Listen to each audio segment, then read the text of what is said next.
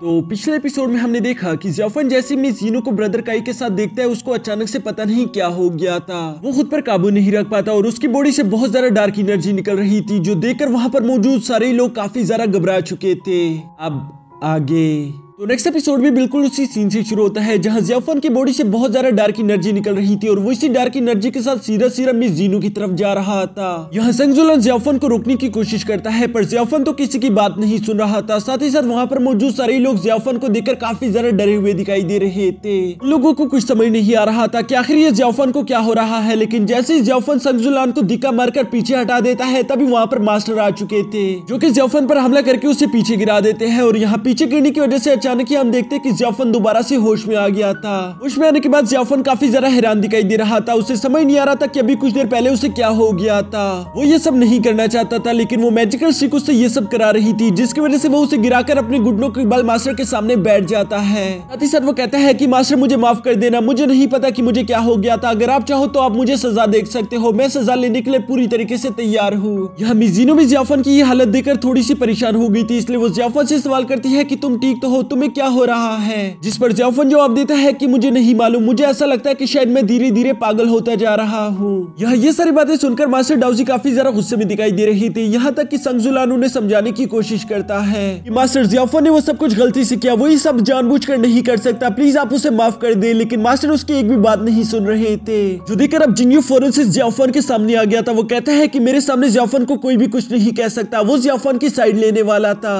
लेकिन ब्रदर काई उसे हाथ से पकड़कर खींचते हुए कहता है कि चलो यहाँ से, ये इन लोगों का इंटरनल अफेयर है, तुम इसमें हिस्सा नहीं ले सकते।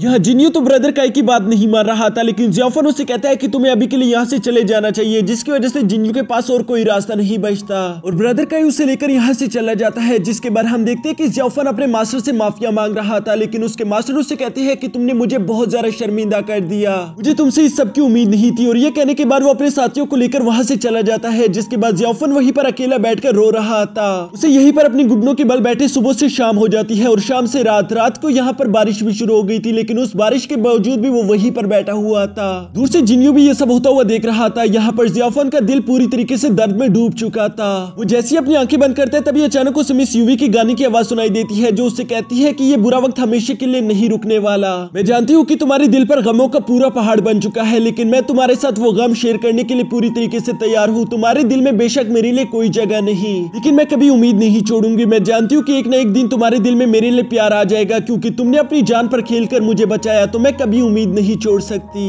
ये सब सुनकर जैसे ही जियाफन अपनी आंखें खोलते हैं, तभी अचानक वहां पर जिया भी एक अम्ब्रेला लेकर आ चुकी थी, जो कि जियाफन से कहती है कि बेवकूफ, तुम यहाँ पर क्या कर रहे हो? आखिर ये किस तरह की एक्सरसाइज है जिसकी वजह से तुम यूं बारिश में बैठे हुए हो? यहाँ पर जिया को यूं देखकर जियाफन कहता है कि तुम यहाँ पर क्या कर रही हो? क्या तुम्हें मालूम भी है अगर यहाँ पर तुम्हें किसी ने देख लिया तो वो लोग तुम्हारे साथ क्या करेंगे? तुम एक डीमन हो, वो लोग तुम्हें जिंदा नहीं छोड़ेंगे। जो सुनकर जिया मुस्कुराते हुए जवाब देती है कि अच्छा, तो तुम मेरी फिक्र करते हो, तुम बिल्कुल सही रास्ते पर जा रही हो। इसका मतलब तुम अभी ज्यादा परवाह नहीं करते कि क्या सही है और क्या गलत, बल्कि तुम अपनी दिल की बात सुन रही हो। और ये कहने के बाद वो भी जियाफन के साथ वहीं पर बैठ गई थी, जबकि जियाफन ये सब देखकर काफी ज्यादा हैरान हो रहा था। थोड़ी देर खामोश बैठने के बाद वो उससे सवाल करता है कि आखिर तुम ये सब क्यों कर रही हो? तुम जानती हो कि मैं किंग यू सेट का एक डिसिपल हूँ, लेकिन इसके बावजूद भी तुम मेरे साथ इतना अच्छा बिहेव क्यों कर रही हो? जिस पर जिया उसे जवाब देती है क्योंकि तुम्हारा दिल बहुत ज्यादा साफ है, तुम यहाँ किंग यू सेट को बिलोंग नहीं करते, बल्कि किंग यू सेट में बहुत ज्यादा बुरे बुरे इंसान मौजूद है, तो इसलिए तुम्हें मेरे साथ चलना चाहिए। और ये कहते हुए वो जियाफन को अपने साथ लेकर जाने की कोशिश कर रही थी, लेकिन जियाफन खुद को छुड़ाते हुए मना कर देता है कि मैं यहाँ से कहीं नहीं जा सकता, बल्कि मैं किंग यू डिसिपल हूँ और हमेशा एक किंग यू डिसिपल ही रहूंगा।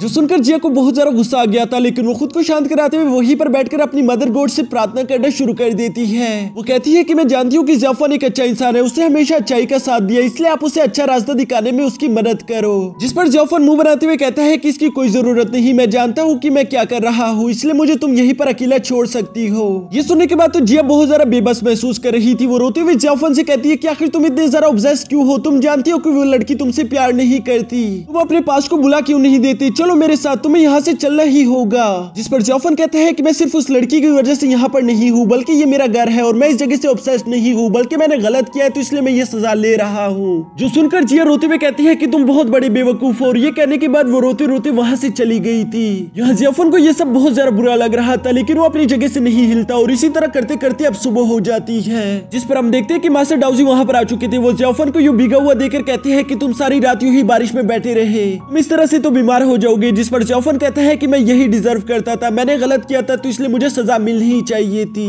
यहाँ मास्टर डाउजी जियाफन को काफी ज्यादा शांत तरीके से समझाते हैं कि असल में तुम जानते हो कि तुम जुनीर के साथ बचपन से बड़े हुए और वो तुम्हें छोटे भाई की तरह समझती है। जब ये सब मैंने अपनी आंखों से देखा तो मुझे ये सब बहुत ज्यादा अजीब लगा, लेकिन ये सब इतना अजीब नहीं। पर बड़ी बात तो ये है कि तुम जानते हो कि जीनू तुमसे प्यार नहीं करती, बल्कि जीनू काई से प्यार करने लगी है। और तुम जानते हो कि वो दोनों टीनेजर्स हैं जो कि बहुत ज्यादा जज्बाती होते हैं, इसलिए मैं उसके फैसलों में दखल अंदाजी नहीं कर सकता। तुम्हें भी अब ये बात समझ लेनी चाहिए। जिस पर जियाफन सर हिलाते हुए हाँ में जवाब देता है। इसके बाद मास्टर डाउजी कहता है कि चलो मेरे साथ, मेरे पास तुम्हारे लिए एक जरूरी काम है। ये सुनने के बाद जियाफन खड़ा होकर उन्हें फॉलो करने की कोशिश करता है, लेकिन एक जगह पर इतनी ज्यादा देर तक बैठने की वजह से उसके पैर पूरी तरीके से जम चुके थे। इसके बाद नेक्स्ट सीन में हम देखते हैं कि डाउजी क्लैन की ये सारे लोग खुफिया इंफॉर्मेशन की जांच करने के लिए एक साथ मिलकर हंसी मजाक करते हुए जा रहे थे, जहां पर बाकी सब तो एक दूसरे के साथ बहुत ज्यादा हंसी मजाक कर रहे थे, लेकिन जियाफन काफी ज्यादा शांत दिखाई दे रहा था। ये देखकर जीनू उसके पास आ जाती है और वो जियाफन से कहती है कि क्या तुम्हें ये जगह याद है? ये वही जगह है जहां पर हमने उस बंदर ऐश को पकड़ा था। चलो एक बार दोबारा से उन मेमोरीज को याद किया जाए। और इसके बाद वो जियाफन को अपने साथ लेकर बिल्कुल उसी तरह करती है जैसे कि वो 5 दिनों में एक दूसरे के साथ एंजॉय करते थे। ये सब जियाफन को काफी ज्यादा अच्छा लग रहा था कि तभी अचानक जियाफन को वो ब्लड होल दिख जाता है, जिसके बारे में इन लोगों को खुफिया इंफॉर्मेशन मिली थी। उस ब्लड होल को देखने के बाद ये दोनों खुफिया तरीके से उसके अंदर चले जाते हैं, जिसके बाद हम देखते हैं कि ये दोनों काफी ज्यादा खतरनाक रास्तों को पार करते करते आखिरकार उन डीमंस की मीटिंग तक पहुंच गए थे, जहां पर हम देखते हैं कि बहुत सारे डीमन ऑलरेडी जमा हो चुके थे। यहाँ तक कि जिया भी वहां पर मौजूद थी और एक रेड मास्क वाला आदमी जिया से बातें कर रहा था। वो जिया से कहता है कि आखिर यहाँ पर ये सब क्या होता जा रहा है, हम लोगों पर इतने ज्यादा किंग साइड के हमले होते जा रहे हैं, लेकिन इसके बावजूद भी डीमन किंग हम लोगों के सामने नहीं आ रहे। आखिर वो करना क्या चाहती है? क्या वो खुद की जान बचाने के लिए हम लोगों को दांव पर लगा रही है? वो यहाँ पर मौजूद सारे डीमंस को भड़काने की कोशिश कर रहा था, जिसमें धीरे धीरे वो कामयाब भी हो जाता है, क्योंकि वहाँ पर मौजूद सारे डीमन एक साथ यही डिमांड कर रहे थे कि हमें डीमन किंग से मुलाकात करनी है, उन्हें हमारे सामने लाओ। यहाँ तक कि जिया इन लोगों को समझाने की कोशिश करती है कि तुम लोग भी अच्छे से जानते हो कि डीमन किंग यानी कि मेरा फादर भी बिल्कुल इसी होली कल्ट के एक मेंबर है। वो कभी भी हमारा बुरा नहीं चाहते, बस वो किसी चीज में मसरूफ होंगे, जिसकी वजह से वो यहाँ पर हम लोगों से मिलने के लिए नहीं आ सके। लेकिन वो रेड मास्क वाला डीमन यूं ही बगावत की बातें करी जा रहा था। वो यहाँ पर सबको भड़का रहा था कि हम लोगों को अब एक दूसरे से अलग हो जाना चाहिए, मैं किसी न्यू किंग की तलाश करनी होगी, वरना किंग यू सेट के लोग यूं ही बार बार हम पर हमला करेंगे और हम में से कोई भी जिंदा नहीं बच पाएगा। उसकी ये बातें सुनकर वहाँ पर मौजूद एक एल्डर उसे समझाने की कोशिश करता है कि हम लोगों को एक दूसरे के साथ यूनाइट होना चाहिए, नहीं तो हम लोग बिखर जाएंगे,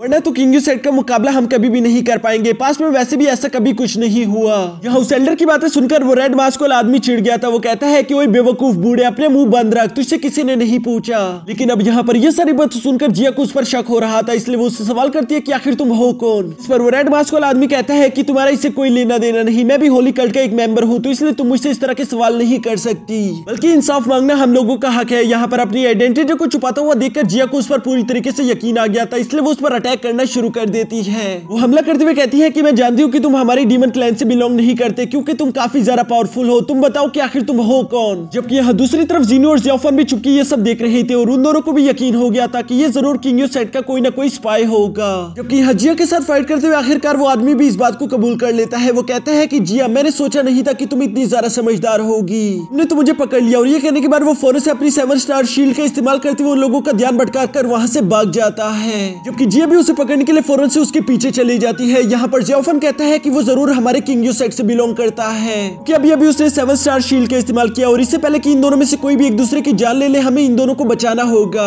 जिस पर जीनू भी उसके साथ एग्री हो गई थी और ये दोनों भी उनका पीछा करना शुरू कर देते हैं। जबकि यहाँ बाहर हम देखते हैं कि जिया भी उस वॉरियर पर लगातार हमले कर रही थी। वो वॉरियर खुद को बचाने के साथ साथ जिया पर काउंटर अटैक्स भी कर रहा था, जबकि उसी में हमें दिखाया जाता है कि उस वॉरियर की पावर्स भी किसी से कम नहीं थी, क्योंकि वो लगातार अपनी 7 स्टार शील्ड और स्वॉर्ड का इस्तेमाल करते हुए जिया पर हमले कर रहा था, जिसकी वजह से जिया काफी ज्यादा वीक पड़ जाती है। जिया बस उसे कुछ लम्हों तक रोकने के लिए अपने गोल्डन बेल का इस्तेमाल करती है, लेकिन वो वॉरियर उसके गोल्डन बेल फॉर्मेशन को तोड़कर बाहर आ जाता है। इसके बाद वो अपनी 7 स्टार लाइटिंग स्वॉर्ड का इस्तेमाल करते हुए जिया की जान लेने ही वाला था कि तभी जियाफन ऊपर से आते हुए फौरन से उस वॉरियर पर अटैक कर देता है। उसे कहता है कि पीछे हटो। यहाँ इस अटैक की वजह से हम देखते हैं कि वो वॉरियर उड़ता उड़ता दूर जा गिरा था, जबकि उसके चेहरे से मास्क भी हट जाता है। इसके बाद जियाफन और जीनो भी नीचे जमीन पर आ गए थे, जो कि अपने सामने डीमन किंग को देखकर जीनो उस पर हमला करने के लिए आगे जाने ही वाली थी, लेकिन वो वॉरियर उसे वहीं पर रोक देता है। वो उसे बताता है कि मेरा नाम है जियाविची और तुम उस डीमन किंग पर हमला नहीं कर सकती, क्योंकि वो तुम्हारा ओपिनियन फ्रेंड नहीं है। दूसरी तरफ हम डीमन किंग यानी जिया के फादर को देखते हैं, जो कि जिया से कह रहा था कि तुमने अपने गोल्डन बेल की पूरी पावर्स का इस्तेमाल नहीं किया। अगर तुमने उसकी फुल पावर्स को इस्तेमाल किया होता तो तुम्हारा ये हाल ना होता। अगली बार मेरे इस सबक को याद रखना। जिस पर जिया कहती है कि ठीक है, मैं याद रखूंगी।